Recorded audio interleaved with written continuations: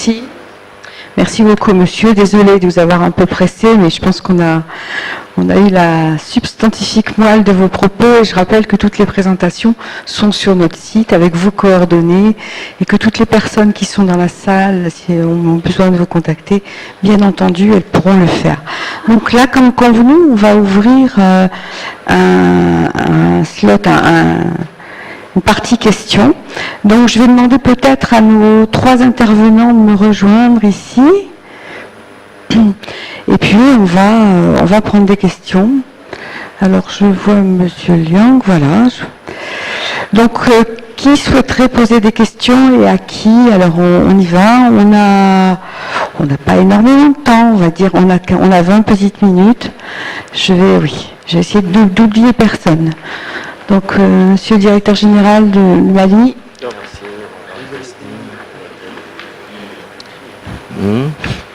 Merci. Donc, ce matin, nous avions suivi avec intérêt les 3 présentations. Et je voudrais juste signaler que nous avons été émerveillés par les potentialités qu'offre la flore, les espaces de faune du Tchad. Et ces potentialités peuvent être exploitées à bon escient, à mon avis, et peuvent être aussi un bon créneau sur lequel nos SPE au niveau de l'Association africaine des services publics d'emploi peuvent également s'atteler pour partager les expériences, mais aussi rechercher le financement nécessaire et dans le cadre de B2B. Mais je voudrais juste demander à l'intervenant au sujet, je pense que c'est lui qui a parlé des espaces au niveau de la faune. Alors, ces espaces, il a un peu juste passé les slides sans qu'il ne puisse donner des commentaires. Il a parlé d'un projet IDA qui n'a pas donné. Alors je me pose la question, est-ce que au niveau du Tchad, les forêts classées sont bien protégées? Les forêts classées sont bien protégées et quelle exploitation est faite pour mieux tirer le maximum de valeur ajoutée au niveau de ces forêts classées? Et également, je n'ai pas vu d'initiative relative à la sauvegarde du lac Tchad, qui est un joyau pour toute la région. Alors, y compris l'Afrique centrale, mais aussi l'Afrique de l'Ouest. Parce que hier seulement, j'étais à l'ambassade du Mali, j'ai vu des ressortissants qui sont là il y a 30 ans. Des Maliens qui sont là autour du lac Tchad. Ça fait 30 ans, ils exercent la pêche. Donc, pour vous dire qu'il y a toutes les nationalités autour du lac Tchad, que ce soit Afrique de l'Ouest, Afrique centrale, Afrique australe, etc. Donc, ce sont des enjeux énormes sur lesquels on voudrait au moins savoir quelques explications et également des pistes de solutions. Merci, Christine. On va prendre plusieurs questions. Peut-être si vous pouvez passer le micro à Edmond. On va prendre plusieurs questions. Merci. Je voudrais poser ma question à M. Liang. Utiliser les déchets humains peut paraître comme un élément culturellement sur lequel il faut sensibiliser. Parce que certains peuvent considérer qu'en utilisant le déchet humain pour, même s'il y a le biodigesteur, quelles sont les expériences de résistance rapportées au Burkina ou dans la sous-région? Parce qu'on peut dire, ce poisson qui a consommé le déchet humain, moi je ne vais pas l'acheter. Cet maraîcher qui a utilisé le déchet humain, je ne vais pas l'acheter. Merci. Vous avez aussi une question. Allez-y. Merci. Moi, mon intervention, en tout cas, est partie de la communication du premier intervenant qui avait appelé à ce que il y ait une forte sensibilisation des autorités politiques, de la société civile, des syndicats, des travailleurs et des employeurs. Bon, cela me fait penser au fait que l'emploi vert, là, il faut qu'on fasse attention, c'est un emploi décent. Un emploi décent, c'est quoi? C'est un emploi qui assure une bonne rémunération, une protection sociale, n'est-ce pas, qui assure une négociation collective en matière de conditions de travail et de vie. Donc si les emplois verts sont orientés vers l'agriculture, l'environnement, tout ça là. Tant que les conditions de travail ne sont pas assurées, les conditions de santé et sécurité de travail ne sont pas assurées, on ne peut pas parler d'emploi vert. Donc pour la réussite, si vous voulez, des emplois verts, il faut aussi qu'on insiste sur l'aspect santé et sécurité au travail, des activités qui vont être menées par les entreprises, par les collectivités. Parce que ce à quoi on insiste, ces différentes entités-là font des travaux qui génèrent des déchets, qui génèrent des risques, qui ne sont pas toujours bien gérés pour mettre à l'abri les travailleurs et les populations environnantes. Donc tant que ces différentes conditions-là ne sont pas prises en compte, l'emploi vert là ne risque pas d'être vert, il risque d'être gris. Voilà ce que je voulais dire. Alors, je vais encore prendre une question, après on va faire répondre nos invités et je retournerai vers vous. Hein. C'est pour pas trop surcharger nos invités. Je ne vous oublie pas, je viendrai vers vous. Donc, une question ici, on va demander à nos invités de répondre et ensuite je reviendrai vers vous pour d'autres questions. Merci, les 3 intervenants ont été merveilleux, mais ma question s'adresse à M. Liang. Il sait depuis hier à quel point je m'intéresse aux biodigesteurs. La première question, c'est, nous avons appris qu'il fallait des micro-organismes à mettre dans les biodigesteurs pour la production du gaz. Vrai ou faux? Deuxièmement, la technologie les moules pour faire les briques incurvées et les moules pour les briques incurvées et imbriquées, comme il a montré, c'est des moules spéciales qui sont construites aussi au Burkina, ou bien on peut les trouver ailleurs, ou bien on peut les fabriquer. Merci.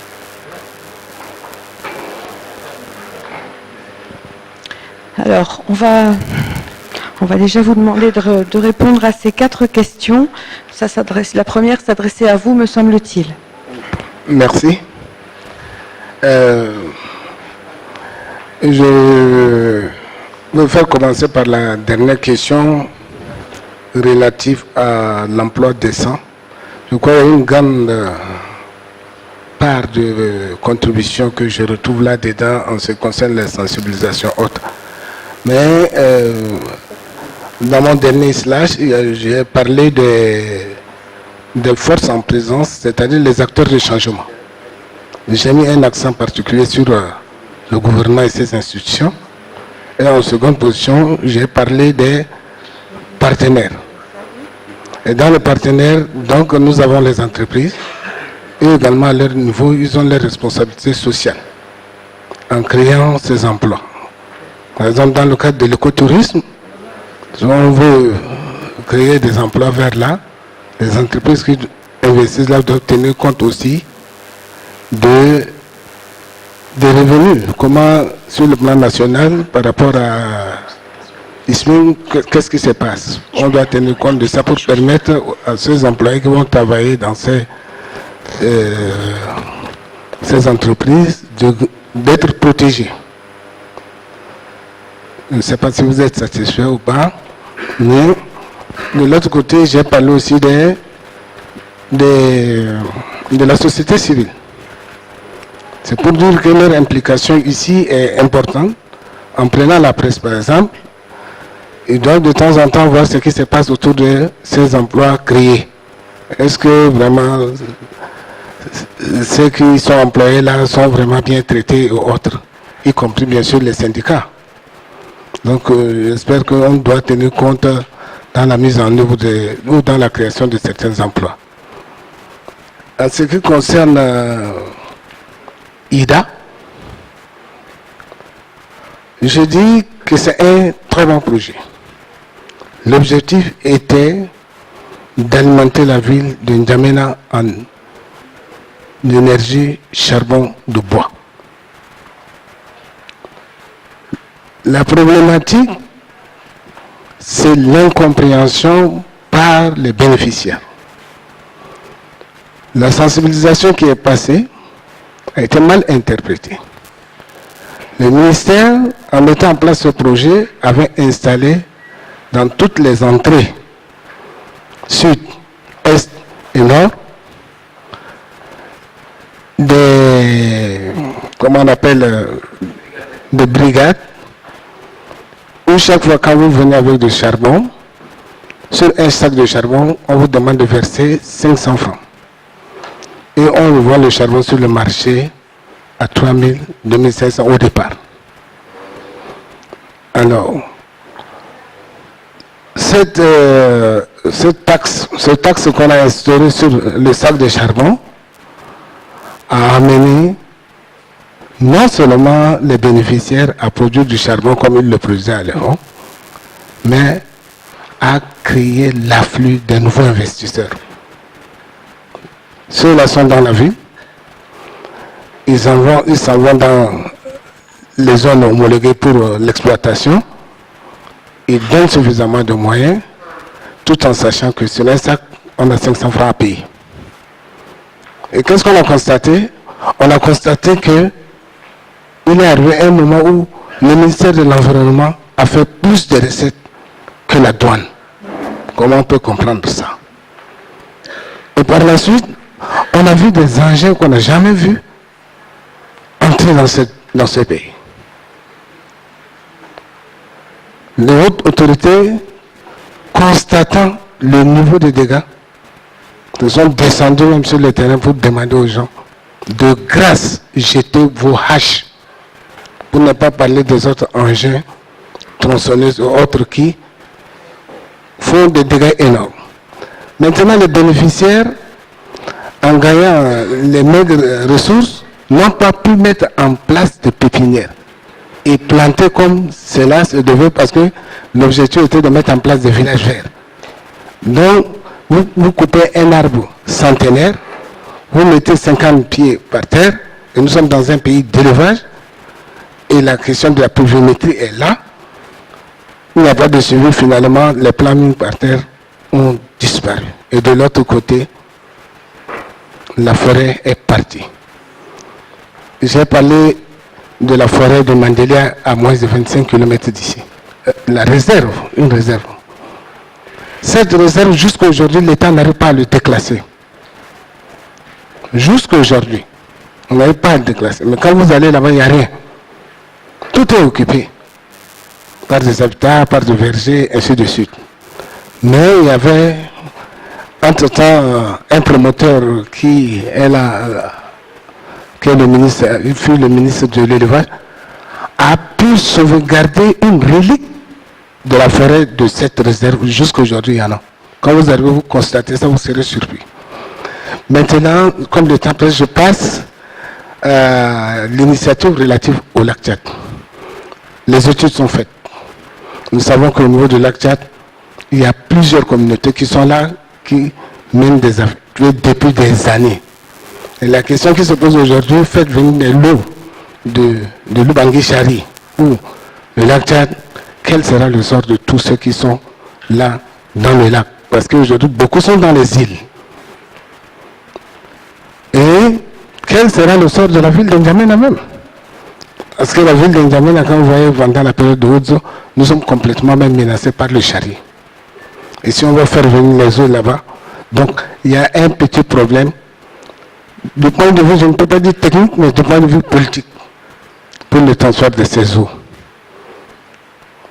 En ce qui concerne les forêts classées, là, comme je ne suis pas de la direction de forêt, je crois que mon collègue de la direction de forêt peut peut-être donner une idée par rapport à ça. Merci. Merci. La question a été de savoir si les forêts classées au Tchad sont protégées. En partant de la réponse de M. Mamad au sujet des charbons de bois, certains étant donné que ces forêts, il y a une des forêts qui est à proximité de la zone où on exploitait le truc de l'énergie domestique et environnement, les gens ont profité pour rentrer dans la forêt, cette forêt, et détruire la moitié, j'allais dire, de cette forêt. C'était la forêt de Yamba Berté dans la province de Maï-Kébi Ouest. Cette forêt avait 65 000 hectares. Et les gens c'était vraiment des terres fertiles. C'est la zone là également qui avait le premier prix souvent en ce qui concerne la culture, le tonnage de coton. En une année, une seule personne a eu à faire à lui seul 40 hectares de coton dans la forêt. Les autres s'en ont suivi, imité, et la forêt qui était de 65 000 hectares a été détruite à peu près 26 500 hectares. Et avec le projet que quelqu'un disait hier pour Dalka, les gens étaient obligés de mener des démarches pour déclasser, parce qu'il y a certains villages qui ont envahi même, les villages ont été créés dans la forêt là. Donc les gens étaient obligés de déclasser. Donc actuellement, cette forêt a une superficie de 42 500 hectares. Mais je passe en disant que le Tchad a 10 forêts classées, qui sont dans la zone méridionale, soudanienne, mais toutes ces forêts, leur état de dégradation est plus ou moins avancé, parce que les gens avaient d'autres soucis, mais ne s'occupaient pas correctement de la protection de ces forêts. La population environnante a vu les étrangers, j'allais dire, ceux qui sont venus d'autres localités, exploiter, eux aussi, ils se sont déversés.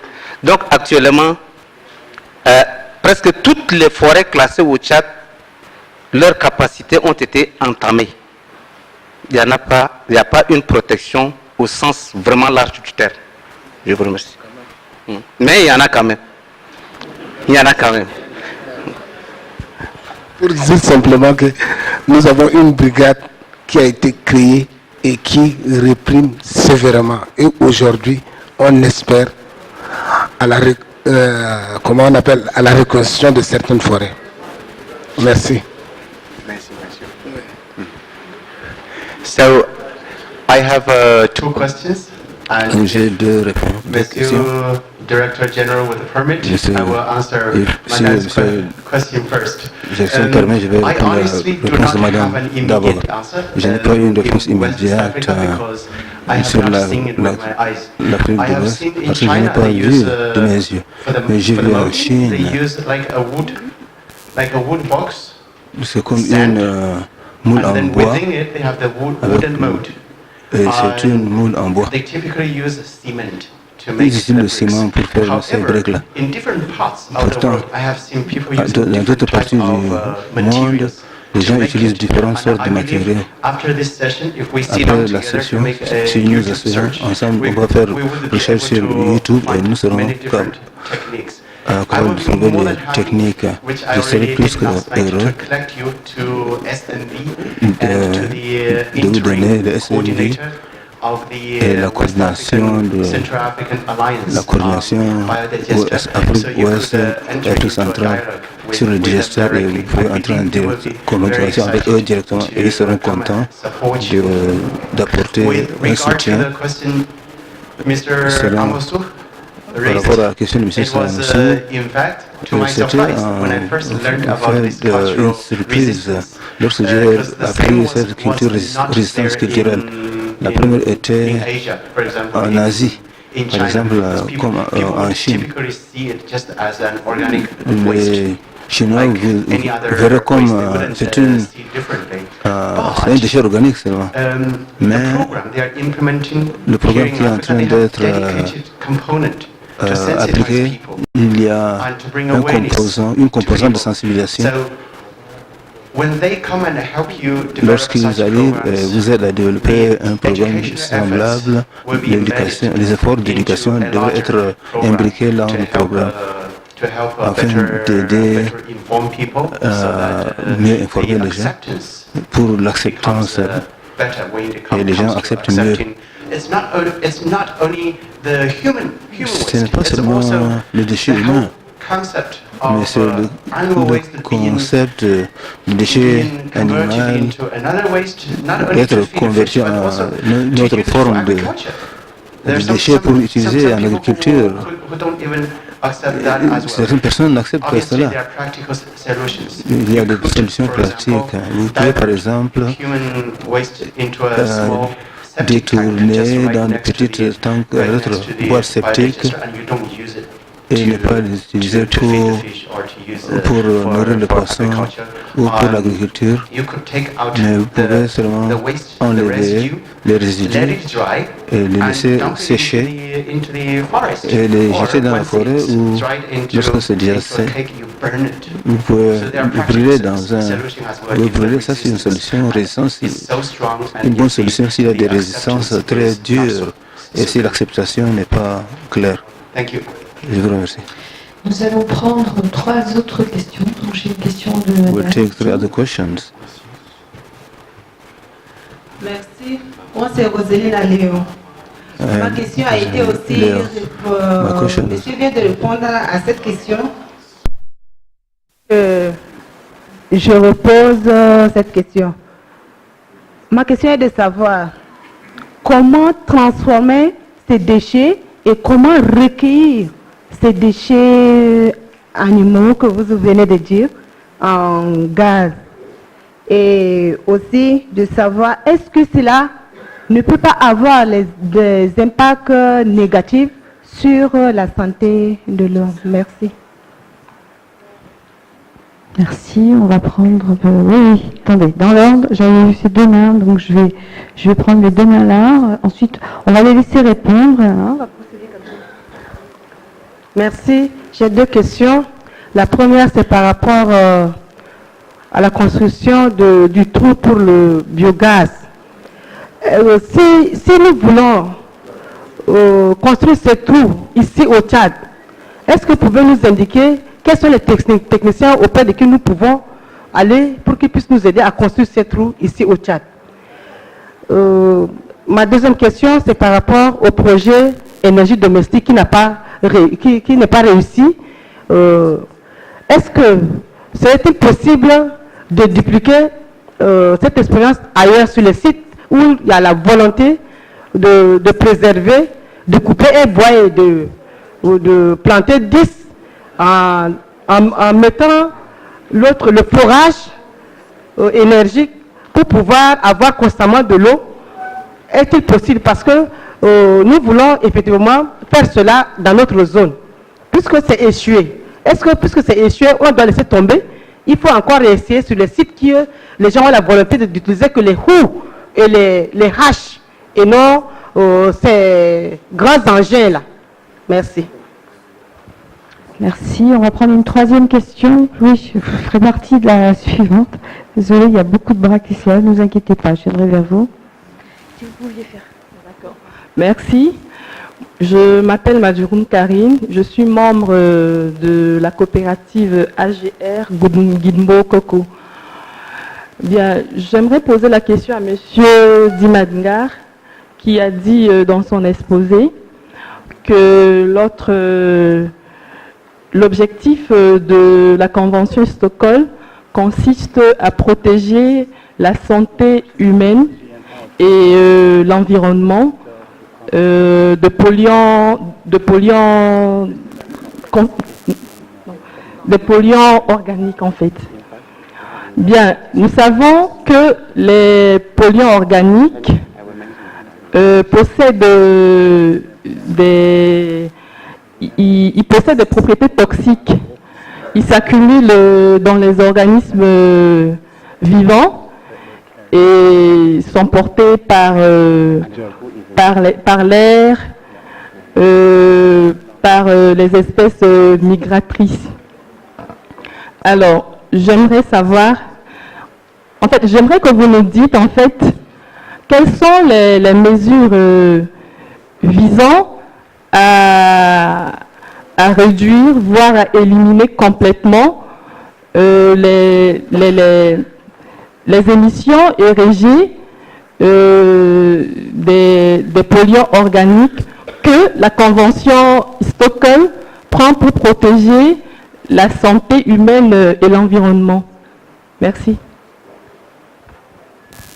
Alors, on va demander à nos intervenants de répondre. Allez, je vais le dire. 2 minutes par réponse, s'il vous plaît. Bien, merci. Je vais commencer par la dernière question. Je pense que l'intéressé a déjà même répondu à sa question. L'objectif de la Convention de Stockholm, c'est d'éliminer ces polluants organiques persistants qui ont une durée de vie très longue et qui se répercutent dans le tissu adipeux des animaux et qui ont des répercussions effectivement sur l'homme. Mais ce que je voulais vous dire, c'est une convention dynamique. Les polluants organiques, c'est chaque année. Il y a une équipe technique qui est là, qui examine les propositions des États partis et qui identifie encore d'autres polluants. Donc, les éliminer du coup, dire chez nous, aujourd'hui, nous avons procédé aux premiers inventaires. Ces inventaires nous ont permis d'élaborer le plan national de mise en œuvre. Et il faut mener l'exercice tous les 10 ans. Et le problème qui se pose à nous, c'est quoi? C'est qu'il faut intégrer les dispositions de la Convention dans les textes nationaux. Et nous n'arrivons pas à le faire.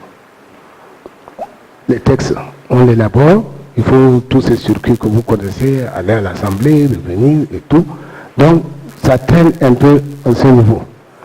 Nous sommes partis au départ avec 12 polluants organiques. Aujourd'hui, nous nous retrouvons avec plus de 30 quelques polluants.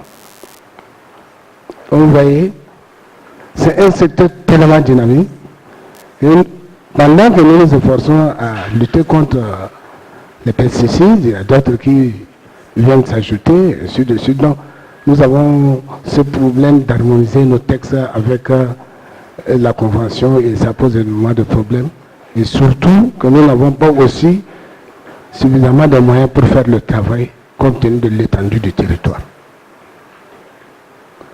Les activités que nous menons en ce moment, ça se situe au niveau de la sensibilisation. Quand on arrive quelque part, on essaie d'expliquer concernant les dangers que couvrent ces polluants, comment faire pour en éviter. Deuxième question relative à Ida.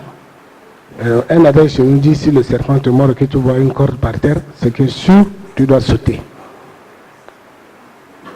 C'est ça l'expérience de l'AE2. L'AE2 est obligé de changer sa politique pour s'investir maintenant dans les foyers améliorés, pour réduire peut-être la consommation du charbon, mais puisque le charbon est complètement interdit, aujourd'hui on est en train de trouver d'autres sources à utiliser les briquets de haute. C'est cette activité qui maintenant mène l'AE2. Mais comme vous pensez dans votre zone n'est pas aussi en dehors du Tchad. Votre zone n'est pas en dehors du Tchad. Si les autres ont fait hier, pourquoi pas nous? On vous laisse de commencer, après les autres ont dit, mais on les a laissés à commencer par là, pourquoi nous? Donc, c'est pour éviter ça qu'on a réorienté un peu les actions de l'AE2 vers la construction de foyers améliorés ou autres. L'autre question, je ne sais pas c'est relatif à quoi. POPS, j'ai répondu. IDA, j'ai répondu. Les musulmans, je crois que c'est bon, hein? Merci. Okay, so I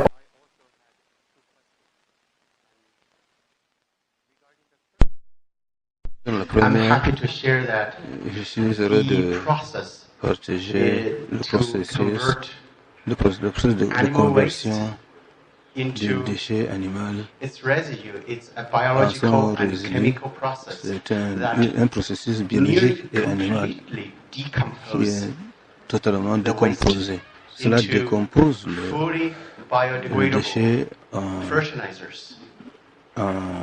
engrais If I may give an example, if you Je leave the donne un waste exemple. there Si vous laissez le déchet là, outside in the farmland, it could cause sur un champ, a health harm. cela peut créer des problèmes parce qu'il y a des bactéries.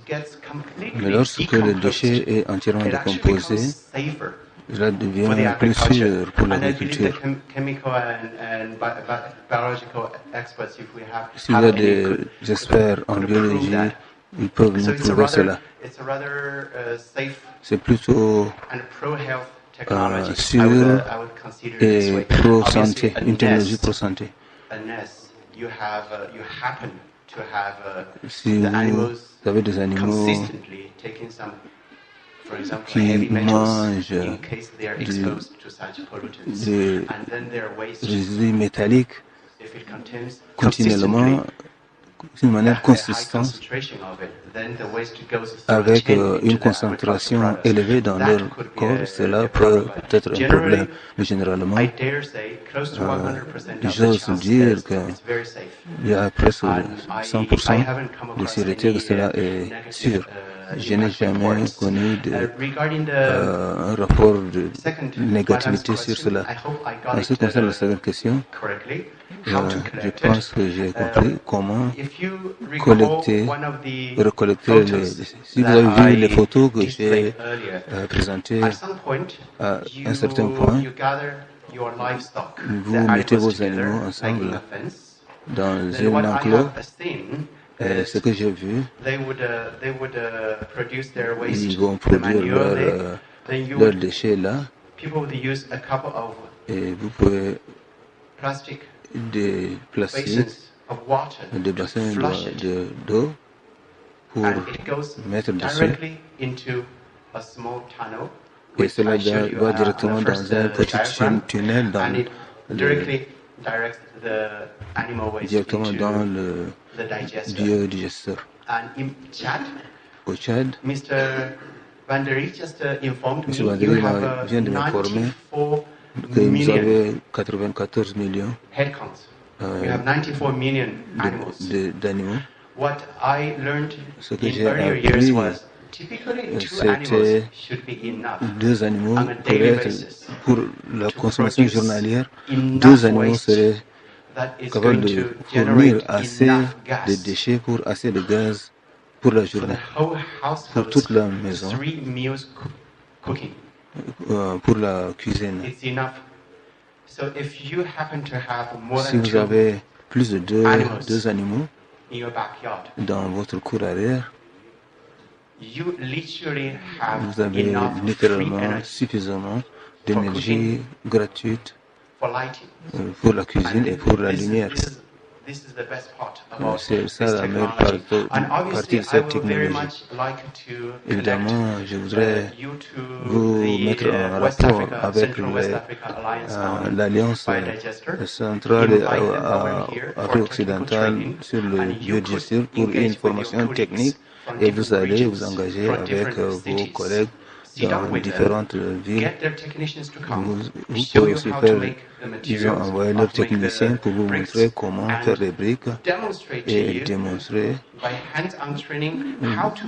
dans la main pour comment construire un biodigesteur. Et ils seraient très contents de vous aider. Et ils ont un centre de communication officiel avec le ministère du Tchad. Ils peuvent envoyer une invitation officielle pour demander au Tchad de les rejoindre, et ils vont répondre. Et vous pouvez aussi informer vos collègues de vérifier avec eux et vous engager dans une alliance pour vous aider à développer ce programme. Je vous remercie. J'ai encore 2 questions ici, après je vais là. Donc en tout, je prends encore 4 questions. 4 questions. Donc 2 ici et 2 devant. Non, pas plus. Je suis désolée, on n'a plus le temps. Je vous explique. On a la synthèse et on a surtout la cérémonie officielle qui a été décalée un tout petit peu, mais on ne pourra pas faire attendre nos officiels. Donc on va prendre tout de suite 2 très courts. Je m'insiste parce que là, sinon on va couper le micro. Je suis désolée. Répondez de manière très synthétique, s'il vous plaît. Il y aura tout le loisir après de réexpliquer, parce qu'on n'aura pas le temps de tout finir d'ici l'arrivée des officiels, et il y a une pause café. Donc s'il vous plaît. Madame, très court. Good morning, everybody. My name is Fatimi Hassan Muhammad. I am member of UNAP. Thank you very much for your presentation. I would like to ask you some questions. Firstly, why you let the small children to make the brick? That you have seen it yesterday. It needs physical effort. And secondly, during rainy season in Chad, we have problem of the solar because there is no sun. What people can do? And thank you very much. Monsieur, très court. Bonjour. J'ai des questions concernant la protection de l'environnement et aussi comment profiter les richesses que nous offre l'environnement en tant que tel. En fait, est-ce que les mesures de coercition seules peuvent suffire pour protéger l'environnement? Et la deuxième question est de savoir comment peut-on protéger l'environnement en même temps profiter des richesses que nous offre cette forêt? Je vous remercie. Voilà, donc je prends encore deux questions. J'ai dit, je vais en prendre une ici et une devant. Oui, je réponds au nom de Caleb Bonso. Hier, je m'étais déjà présenté. Je pose la question à M. Mahamat, qui est de l'environnement. Après l'énergie domestique, avant que l'énergie domestique, le projet AD puisse parvenir, je crois, à mon humble avis, qu'il y avait eu un projet PFIE. Je ne sais pas si c'était du ministère de l'Éducation ou du ministère de l'Environnement, le gouvernement avait désigné quelques établissements scolaires primaires où on parlait de l'école PFIE. Et cela a eu des répercussions vraiment très positives dans ces écoles pilotes. Et par la suite, on a pu revivre ce programme. Je ne sais pas, est-ce qu'il n'y avait pas eu de financement. Et si pour cela, on pouvait les vulgariser dans d'autres établissements, je crois que par année, on pouvait mieux s'en servir et avoir beaucoup de arbres parce que avec les enfants, ça peut mieux vite aller. Et c'était pendant l'année scolaire. Et pendant le moment de vacances, notre charitable puits vient les abonder et jusqu'à la reprise des cours. Je ne sais pas si le projet n'a pas eu de financement ou pas. Merci. Alors là, ça va être un choix difficile. La dernière question. Qui n'a jamais posé de questions durant la conférence? Non. C'est pas vrai. Qui n'a jamais posé de questions? Bon, allez. Bon. Pour moi, ce n'est pas une question, c'est une contribution à propos de l'habitat éco. Bon, même au niveau du Tchad, c'est juste situé à 20 km de N'Djamena. L'école de police de Koundoul a été construite uniquement bio. C'est une entreprise locale qui a construit.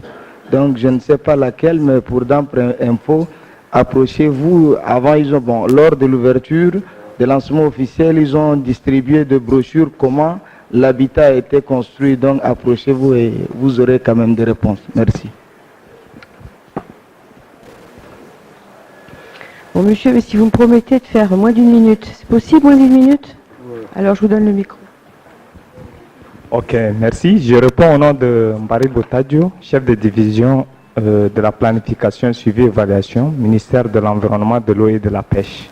Ma question va directement au présentateur sur le bioregistre. Et je dis le bioregistre est très important en termes d'emploi, d'opportunités d'emploi qu'offre ce système et en termes d'énergie que produit aussi ce système. Et ma question est de savoir le temps mis par le déchet dans le bioregistre avant de l'évacuer. Et la deuxième question, je me pose aussi la question, est-ce ce système peut être utilisé pour alimenter les pompes qui produisent de l'eau. Parce que dans le domaine de l'eau, on a besoin d'énergie. Et pour ça, si réellement le bioregistre peut nous aider dans cet élan. Merci. Alors maintenant, messieurs les intervenants, je vais vous lancer un énorme défi. Est-ce que vous êtes prêts à le relever? Est-ce que si je vous dis 1 minute chacun, ça vous va? Vous êtes prêts? 5, 4, 3, 2, 1, c'est parti. Merci. Pour la première question, par rapport aux mesures, j'ai dit ceci. Le président de la République a dit fort et c'est affiché partout dans la ville de N'Djamena, la protection de l'environnement n'est pas un vain, mais c'est un comportement.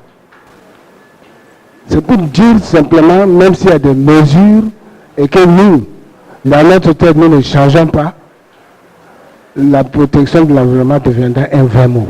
Donc, c'est un comportement. Ça nous interpelle tous. Maintenant que nous sommes en train de présenter ici, il y a une feuille ici.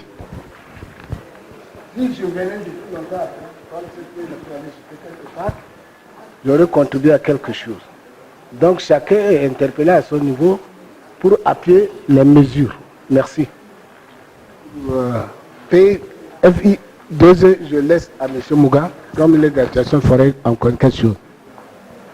Au sujet de PFIE, c'est un projet sous-régional, je pense, qui a été financé sous l'égide de SILS.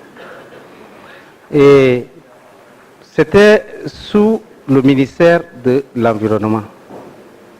Je pense que le premier coordonnateur, c'était également le premier président ou directeur général du Conseil national de curricula, le professeur Nomaï. Ça a été mené dans les écoles. Une stratégie nationale de la promotion de l'éducation environnementale à ce sujet a été élaborée. C'était sur le financement de l'Union européenne en 1998. Mais je pense que cette stratégie n'a pas été mise en œuvre. Raison pour laquelle ce projet n'a pas pu évoluer. Et ce n'est pas un projet de l'environnement, si bien que ça traite de l'environnement, mais c'était, comme vous l'avez dit, c'était mieux d'éduquer les enfants qui puissent éduquer les autres. Et ça a porté fruit. Malheureusement, ça n'a pas vu le jour. Je profite pour répondre également à la question du monsieur qui disait comment peut-on protéger l'environnement et profiter de la richesse de l'environnement. Mais si depuis 3 jours ici on parle de développement durable, je pense que c'est pour en venir à la réponse à cette question. Comment prendre, pour ne pas totalement prendre pour tes besoins et laisser pour la génération future. Je vous remercie.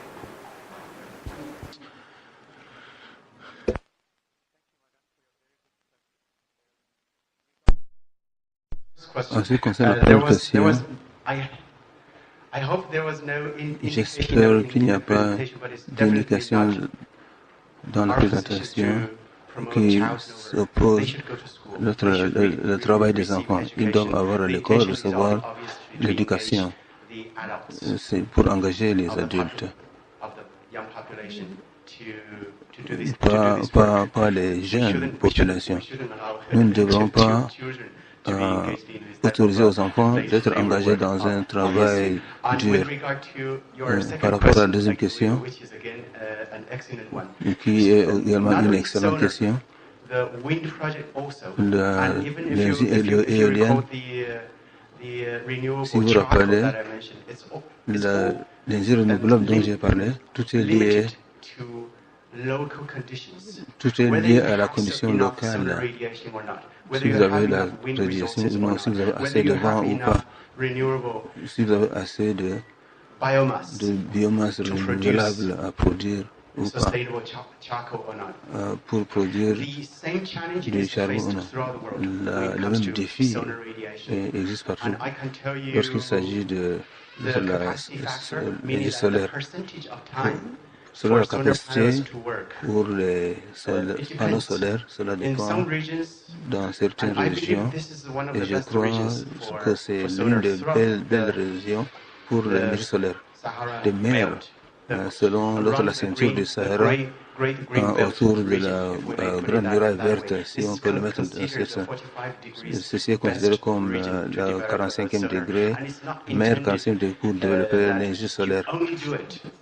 Ce n'est pas interdit pour là, mais on le fait seulement. Même l'hydrologie, l'énergie hydrologique, il s'agit de l'eau. L'eau peut s'assécher aussi. Cela fait partie d'un portfolio propre à mettre en œuvre. Honnêtement, par rapport à la pluie, comme j'habite au Togo, ils ont aussi des vents de sable. Même s'il n'y a pas assez de vent pour apporter le désert du sable chez eux, mais c'est tellement dense que nous ne pouvons pas nous voir à cette distance qui nous sépare. Cela crée aussi un défi semblable et cela affecte aussi l'énergie solaire. Il n'y a pas de radiation, de rayons solaires pendant cette période-là. Et les gens ont l'habitude, doivent nettoyer à tout moment. Sinon, pendant quelques jours, ou quelques semaines, les batteries se vident. Et cela doit être réparé. Il n'y a pas de solution facile. La chose la plus importante est de choisir le meilleur endroit pour mettre en application un projet donné. Et ça doit faire partie de votre effort d'utilisation de l'énergie verte. Par rapport aux résidus dans le biodigesteur, je n'ai pas ce temps dans ma tête, mais je vois les gens mettre les déchets chaque jour et retirer les résidus quotidiennement également. Je ne suis pas très sûr si vous avez posé vous avez demandé autre chose aussi. Mais nous pouvons échanger après cette session. Nous pensons que nous avons quand même épuisé les questions, mais je voudrais remercier le frère par rapport à la construction de l'habitat écolo pour l'école de police. À ce niveau, vraiment, il y a manque d'informations et donc je n'ai pas une idée de ça, mais c'est l'occasion, peut-être je profiterai pour chercher à aller visiter aussi. Merci.